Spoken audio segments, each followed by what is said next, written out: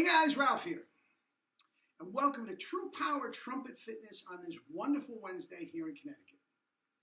Anyway, crazy day today, and you don't have to know all about it. But haven't played a note, and we are 1 o'clock in the afternoon, and I haven't done a video, and I'm going to try and finally get it up. You saw the thumbnail. We are midway through the second week of Tongue Through the Teeth Week.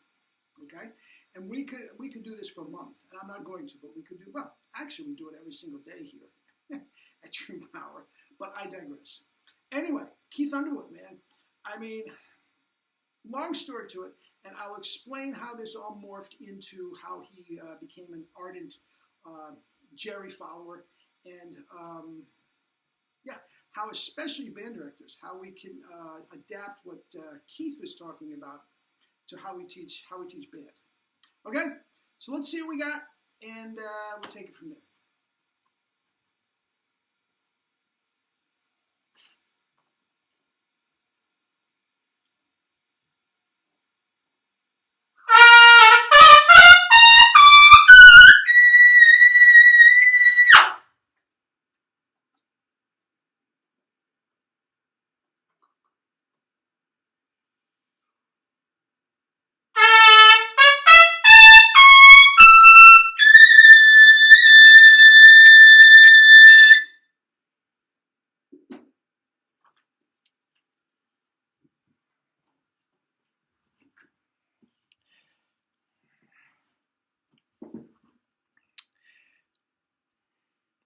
How's that for warm-up? Hellacious double high C's that you can just hold forever. Then go right down to the shilky pick. No warm-up. That was trumpet nay. I had it out. But again, you can just hold on to double C's forever. Why? Because the tongue's through the teeth. Anyway, are you eating and drinking your fruits and vegetables? Anyway, guys, forgive the hair. I can't get a haircut until things open up again. Anyway, Keith Underwood. It's sort of a convoluted story, and I may not have all the details completely right. But let me explain. And I have done this before. So if you have seen it before and you want to just turn this off, knock yourself out. Anyway, Keith Underwood, just an extraordinary flute player. And you talk about notes popping. Anyway, I'm getting ahead of myself. Now, he grew up in Connecticut, up near Hartford. Didn't know him until I was introduced via Jerry. Anyway, he also teaches at the Manor School of Music, which I graduated from. He wasn't teaching there while I was there, but again, we have that connection as well. But anyway, growing up, he was, the man, the myth, the legend at, through high school and all that sort of stuff, and all state honors and awards and all that sort of thing. And he studied with a guy, oh, geez, I can't remember his name. If I told you his name and you are a New York guy, the name would make sense. But he was primarily a saxophone player, but doubled. And a terrific musician. I believe he subbed with the Tonight Show Band and all this sort of stuff. So anyway, that's not the point. We're getting away. But a saxophone player, and we'll get to this, you band directors, in a minute, who had Keith tonguing through the teeth all through his high school, and he was just off the charts. Okay? Keith, fast forward a few years, he goes to Juilliard and studies with Julius Baker. Julius Baker has him tonguing a different way. Okay?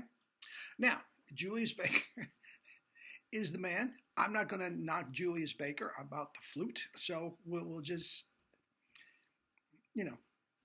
let Julius Baker has his say and say that's another way to do it. Okay? Now, every single time in this interim, whenever Keith would go home, he'd touch base with his beloved teacher, and they'd play duets and all this sort of stuff. And the teacher would say, look, what can I say? You sound terrific, but I don't like the articulations. I prefer the tongue of the others. All right. But Keith stayed with the Julius Baker model. Okay? Fast forward several more years, and he went to visit a friend of his, a trombone player. I suppose I could tell you his name, but I just won't. Who was formerly the at the time, was the principal trombone player in the Honolulu Symphony. So if you're going to go visit friends, you might as well visit ones that lives in Honolulu, right? So anyway, he goes and spends some time with his buddy. Now, prior to this, the trombone player was having some chop troubles, and he comes to Jerry, and Jerry fixes him up. Okay? I won't get too much into that. Maybe at some point I will touch base with that trombone player and make a video about him if it's okay with him. Anyway, I'm getting way off the subject. So, fixes up the trombone player's chops. Okay? Keith goes out to visit his buddy, and he's just meandering through, the practice studio one day, and he comes across Jerry's book. Thumbs through it. Oh my God. Tongue through the teeth. This is what I used to do. Keith picks up his flute, starts tonguing the old way. Things came flooding back. I can't believe a trumpet teacher, who this trombone player, loves so dearly, saved his chops and all, is doing this. This is crazy. So what does Keith do? He's an inquisitive guy. The minute he gets back to New York, he goes and visits Jerry. And Jerry told me at the time, I didn't meet Keith till time later, but he's telling me what's going on at this time. And he says, I feel like a fool. I can't play one note on the flute. And I told him, look, you don't want to study with me. I can't play a B-flat scale. And Keith told him, look, all I want you to do is just tell me what you do with your tongue. So Jerry went through the whole thing, spit buzzing, had Keith spit buzzed, and the difference in his playing was like through the roof. Now again, you can imagine this guy who was up on this level to begin with, and even then, just move the tongue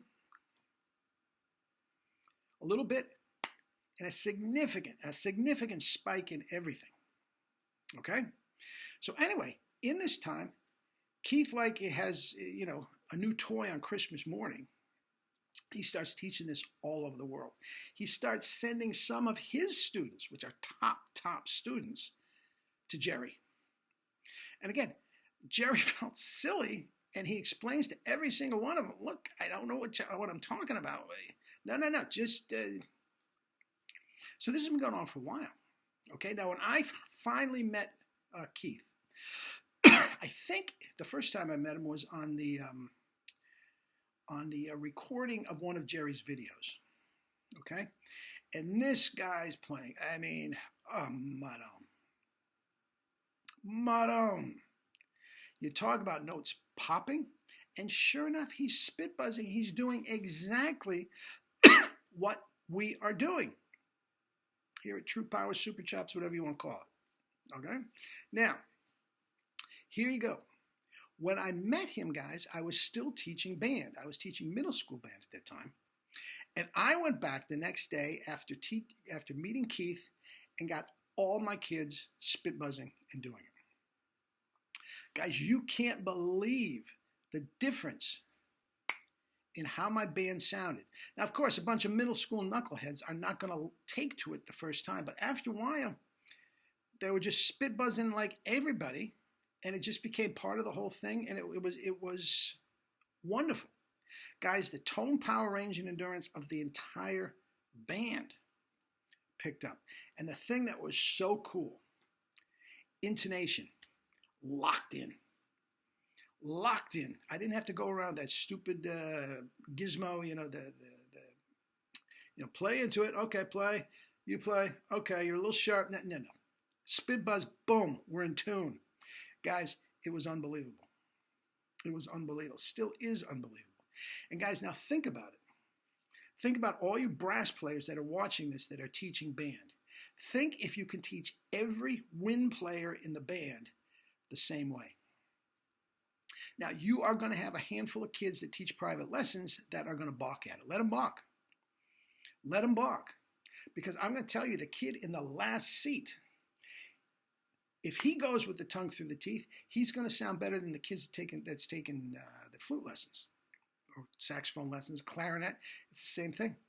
Same thing.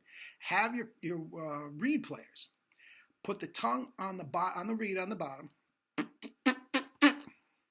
and Every articulation feels like you're spitting on the reed. Guys, things pop. And if you are elementary school or middle school, clarinet players going over the break, boom. No, all the compression is inside the mouth, so it just booms. There's no more heartache about going over the break. Guys, you can't beat it. Keith, wherever you are, I know you occasionally watch these videos, but it was a wonderful thing meeting you, and I've used your stuff because of you. I put this into the rest of my wind teaching, and it's a wonderful thing. So, guys, a perfect thing for tongue through the teeth week. Anyway, eat and drink your fruits and vegetables, and live your life with true power. Love you all.